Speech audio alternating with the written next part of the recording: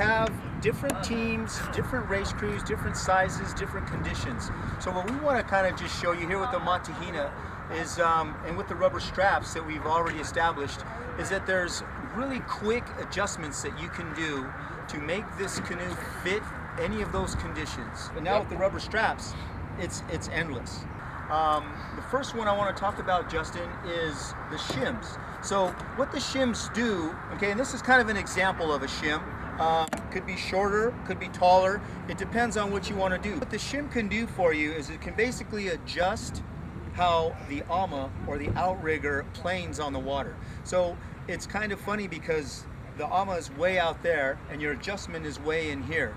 But you'll see that as this is connected through the yatu, is that raising up the yatu here with the shim is going to let your ama plane a little bit higher. Okay, now that's what we would call on the inside. All right, with the rubber straps we can take this off and we can slide that shim in. We're not going to do that just yet because I'm going to explain if you put a shim on the outside, it's going to allow your ama to go down.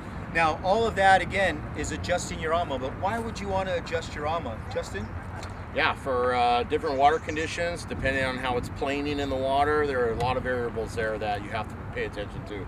So if you had, say you had a real heavy crew, okay, some big guys like me or big girls, what you want to understand is that the canoe may end up, and this is the hull, the main hull now, may end up leaning to the right or to the left, okay? So the funny thing is we're making the adjustment here to adjust the ama, but what that's really adjusting is how your main hull, okay, of your canoe is sitting. Now, a fastest hull for a V6 is going to be straight up and down. But with the variables of a crew size, that's not always going to happen on the rig. So if the ama goes down lower, this is going to sit upright or even to the right, all right? So what we want to try to do is, and you had mentioned this before, is you want to take the canoe out and float it. That means get everybody in the canoe that's going to paddle it, get it out on the water and have everybody sit in the canoe.